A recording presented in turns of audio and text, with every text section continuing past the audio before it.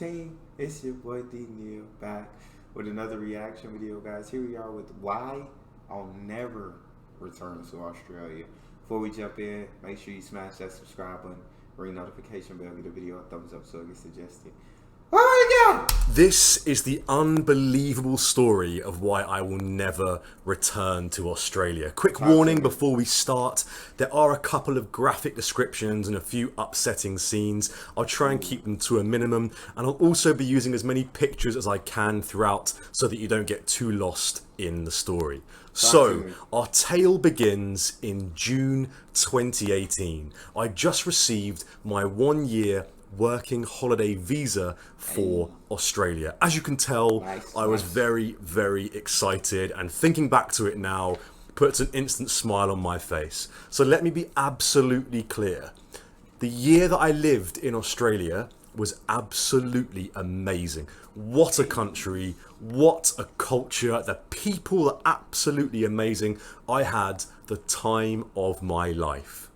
Yes, this story must be terrifying then. Because for you to absolutely love Australia that much, absolutely love the food, the culture, the people, everything about the country, but you never want to return, you got me intrigued. You got me intrigued. Keep it going. For the first 9 months. So if you didn't know, if you're from the UK, anywhere really in Europe, South America, a lot of countries around the world, you get a 1-year visa to work in Australia.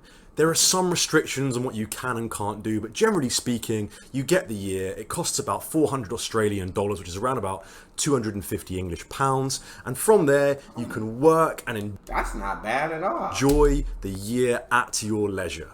But to get the second year visa, you have to complete 88 days or 13 weeks of agricultural work on a farm. Now, not a lot of people actually know this, but it's a bit of a rite of passage for a backpacker or a traveller going from UK, Europe, South America, wherever in the world, over to Australia to do this farm work. It's very, very difficult, it's very intense, but you're living in a backpackers with around about 100, 150 other people, so the weekends and the evenings are absolutely wild, but the farm work itself can be quite intense. I just don't understand why you gotta do 88 days of this. So that's what he had to, in order for him to get his second visa. That's why he said 9 months, because that last 3 months he was having to do this. But it's cool, rite of passage, but if everything goes good first year, I'm working everything. Why does it have to be agricultural work that I have to do to get my second year? Has that changed since then, or is it still this way? And if it is still this way, can someone tell me why exactly it has to be agricultural work to get your second year visa? I'm very intrigued right now. So now you know a little bit about how the visa works. Let me take you through what happened to me in Australia. So after traveling around the East Coast for a bit, I settled in Sydney, and what a place, a very, very underrated city. People, myself included, haven't been there and judge it, thinking that it's some kind of oversaturated, pristine, tourist trap kind of place. And yes, obviously, there are some elements of that in and around the city, but generally speaking, it is an incredible place. Pristine landscapes, great restaurants, it's just amazing. Now, I've been working in Sydney for a couple of months, and it takes us to October 2018. Now, there's a company which you may or may have not heard of called Uniqlo. They're a Japanese clothing brand. They were holding a competition in the city centre of Sydney, a Wheel of Fortune, spin the wheel style competition with different things that you could win on there. There was queues and queues of people. There was about 500 people, I'd say, queuing up on that Saturday morning. And there I was in the queue, ready to spin this wheel and try and win one of the prizes. Now, the prizes obviously varied in quality. You could win anything from museum tickets to noodles to money off, but the star prize on this Wheel of Fortune, a very, very small sliver, if you landed on that little segment, then you got entered into a prize draw to win a trip to New York. Now, I spun the wheel and I landed on that little segment. That's so dope. That's so fire, bro. What luck? I have bad luck. My luck isn't good, but it's fire that he has good luck. Perfect, my name's in the hat. Thinking nothing of it, I went on my merry way back to my apartment. But a few hours later, I got a phone call. Hello, is this so-and-so? Yes, it's so-and-so from Uniqlo. Oh wow, hello, how are you? Yes, I'm good, thank you. Just to let you know that you've won our grand prize of a trip to New York. Bro! A trip to New York, incredible. That's crazy. So there I am, on the other end of the phone, freaking out, going, oh my god. Little did I know, the phone call was being beamed, like being played aloud to this massive crowd of people in the city centre of Sydney. And I could hear the crowd going wild down the phone, they were cheering, it was chaos. It was absolutely amazing. Obviously, went out to celebrate, got a bit worse for wear. We'll save that story for another time. Then when Monday rolled around, the lady from Uniqlo, the brilliant lady from Uniqlo, she emailed me saying, hello, just so you know, the nature of the prize is actually vouchers. So it's a voucher with Flight Centre and a little Visa gift card thing. Okay. So therefore, New York as a location isn't actually enforceable. Now, a lot of my mum's family live in New York, so I've been lucky enough to go there quite a few times. So I thought to myself, okay, I'm going to Japan. Amazing. So I booked my trip to Japan. Oh, so it didn't have to be to New York. It was a voucher and a visa, so he could have used that. It was a voucher to the flight or to the whatever brand of plane, or y'all know what I'm talking about. That's cool. So he didn't have to actually go to New York. Could have went anywhere. It was a voucher and a visa card for him to spend money. Oh, I love that. All right, keep going. I'm invested. Amazing. So I booked my trip to Japan for the day after my first year in Australia finished, which was going to be the 1st of July 2019, because obviously my visa was from June 2018 to June 2019. So it made perfect sense to leave for Japan the first day that I was finishing my first year in Australia. For sure. Hold that thought. Trip to Japan booked. Now, we're back in Sydney, we're working, we're enjoying ourselves, Christmas comes around, it's amazing, January, February. Then at the end of February, I realised that I need to start my farm work if I want my second year. So, ringing around, emailing around, I found a place in far north Queensland, a little town called Innisfail.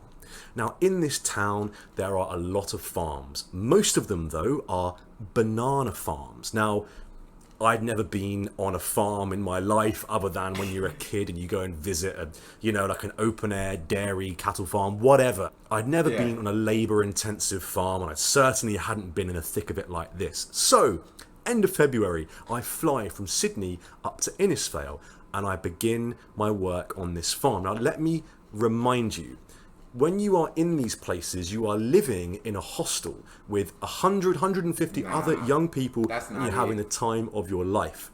The work, however, is brutal. Now, let me say one thing. I can't do it. Cool, fun, living in a hostel, 150 other people. That's not for me. It's not for me, bro. Like, yeah. I'm not built for it. I would have just had to apply for a different kind of visa at that point. I would say, nah, I don't want a second year work visa. Y'all give me what's the next best option where I don't gotta go work on a farm and I don't gotta live with 100 to 150 people. Life. The work, however, is brutal. Now, let me say one thing. As a Westerner who grew up in London and obviously has had office jobs over the years, and whilst I'm not from a mega wealthy family, I've certainly had a privileged upbringing compared to a lot of the manual labour that people in developing countries have to do. So I was very much up for the challenge of working on a farm. However, let me tell you now, farmers in far north Queensland, based on what I've experienced, are aggressive. Ooh. I have a lot of respect for them, because the work they do is incredible. It's the lifeblood of the economy. They've seen this farm passed down from generations and generations. It's literally their lives. So naturally, when a young English person comes in and, is there and working and hoping to make a quick buck just to get their second year visa, I can totally understand why their backs would be a little bit up. I'm not sure, however, if that really excuses the scandalous level of psychological abuse that a lot of the farmers give to young backpackers. On my first day at 5 a.m, there I was in the paddocks, slipping over left, right and centre, carrying these huge 50 kg bunches of bananas on my shoulders, being screamed at, being told I'm useless, being told I need to lose weight. He's probably right, to be fair. And this is how it went for the next few weeks. I was just berated every single... Yeah, look at you, man. You look devastated, bro. It looked like somebody just ran over his dog, bro. Like, nah, see, and that's, I mean, when you force somebody to do a certain thing, that's, of course, I'm like intrigued at how this works. So the farmers have to pay each of these 150 people, or do the government pay these people for working on the farm? And it's like, if I, during my work visa, I made this much at my job, can I still make this much on the farm? Or is my wages now changed? Who am I getting fed for all this work, or like paying me and you gotta buy my own food? And this is just very interesting to me that like you have to do agriculture to get your second year visa. I have so many questions in my head right now. Like it's kind of baffling. It's kind of baffling. And like, yeah, if you have to do agriculture work, it's like these farmers, yeah, they definitely got help year round, plenty of help year round, and they can treat these people however they want to treat them because they have to have these 3 months in order to apply for that second visa. So it's either you take this abuse or you go back home. And if you really want to stay in Australia, you don't want to go back home, you have to take it. And that definitely sucks. And I'm not saying all farmers are like this. I'm just saying from his experience, that's trash. And most of the farmers are probably not like this, because Australians are usually nice. Australians are usually welcoming, are usually warm, are usually awesome. Keep your story going. And this is how it went for the next few weeks. I was just berated every single day whilst working in the most harrowing conditions. For those of you who don't know how banana farming works, and believe me, I certainly didn't before I got there, in these paddocks there are trees with big bunches of bananas hanging on these trees. What happens is you have one person who carries the bunches of bananas and the cutter who carries a very large knife. Now the carrier walks up to the tree, and with this huge bunch of bananas, probably about 4 foot tall, you grab the little vine at the bottom and you just gently rest the bunch on your shoulder, while the cutter comes up behind and smashes an X into the tree so that it bends easily. You pull the bunch down onto your shoulder, then the cutter swipes the vine and you walk off.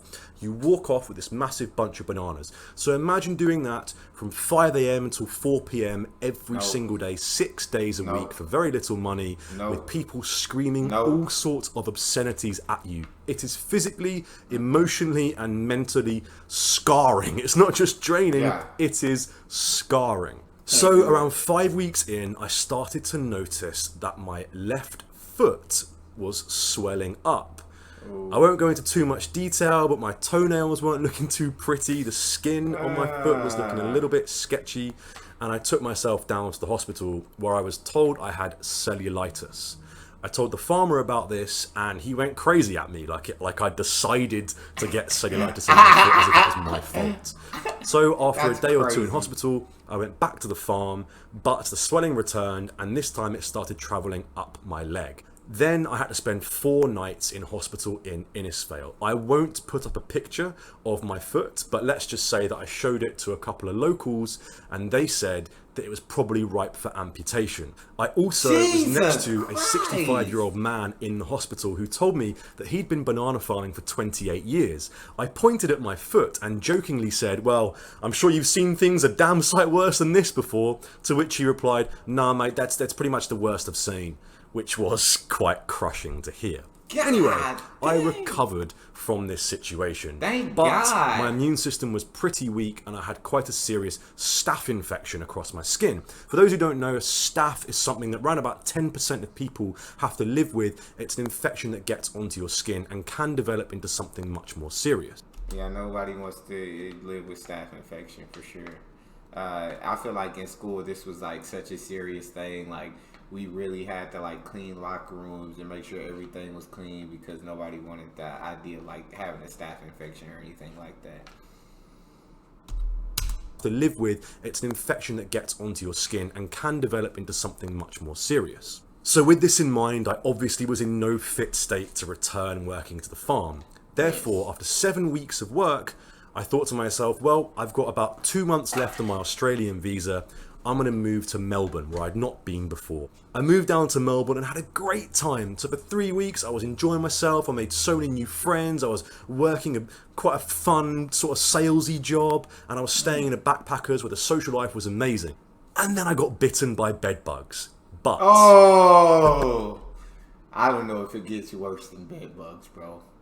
Bed bugs are just the most awful creature on earth. I don't know if there's any worse creatures than bed bugs, bro. And I don't even know why the society needs bed bugs. Like, why do bed bugs exist?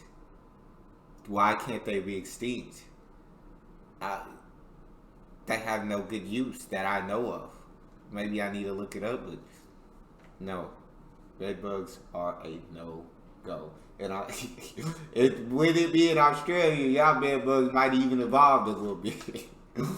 Y'all bed bugs might evolve a little further than the rest of the world. All right, we'll keep it going. Social life was amazing.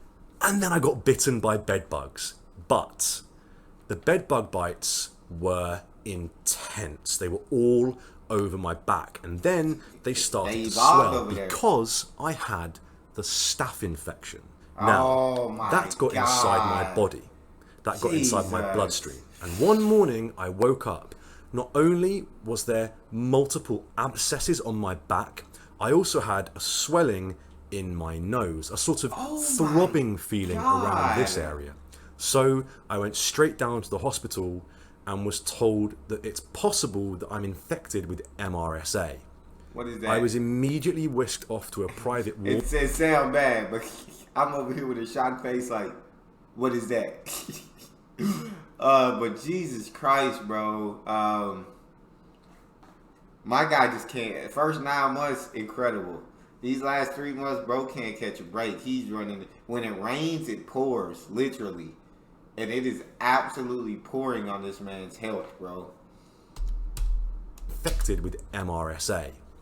I was immediately whisked off to a private ward where a doctor performed a very, very rudimentary bit of surgery on my nose to remove what was called vestibulitis. Now, when you have MRSA, it colonizes in certain places in your body, namely your nose. Now, if you recall earlier, my skin infection on my foot, I said it was swelling and the swelling was traveling up my leg. Yes. That's not such a worry because if it's a worst case scenario, you can amputate your foot. But when you have an infection in your nose, there is only one place that can travel. Your brain. So they knew that when I had colonized MRSA in my nose, they had to operate immediately. So much so there was no time to put me under general anesthetic. They tried to put a local anesthetic in my lip, a crossways, like that. Now, if you've ever had a pimple or a spot by your top lip, then you'll know how much it hurts. And obviously, human beings kiss because all the nerve endings are in your lip. So imagine a needle going horizontally in your mustache area. It was difficult. So as soon as the needle went in, I screamed and cried like a baby. It was harrowing. After they did the mini operation, they took me for an MRI scan or CT scan, upon which afterwards the doctors told me that they were a little bit concerned with what they'd seen on the scan. What they'd seen was gas on the brain. This is what I was told. Now, I have zero medical background whatsoever, but as I understand it from the doctors, gas on the brain is a sign of infection that has reached your brain. So, panicking, I was told it might be an idea to contact my parents. Bear in mind, I'm in Australia on the other side of the world to the UK, and it was sometime in the afternoon, so I had to wait a few hours until my parents were awake. And then I rang my mum, knowing that it was, or thinking that it was potentially the last time that I was ever going to speak to her, and the last time that she was ever going to speak to me. So I didn't want to tell her about the situation. I just wanted. But I cannot imagine That she was ever going to speak to me. So I didn't want to tell her about the situation. I just wanted. Yeah, I really can't imagine like it being the last time you could ever speak to your mom. Like, that has to be the most terrifying, scary thing to experience. Like, I don't even want to think about it. Jesus. She was ever going to speak to me. So I didn't want to tell her about the situation. I just wanted to have a normal conversation, ask her, how's the gardening going? Something stupid like that, because I knew that it was potentially going to be the last time and I wanted it to be a happy conversation.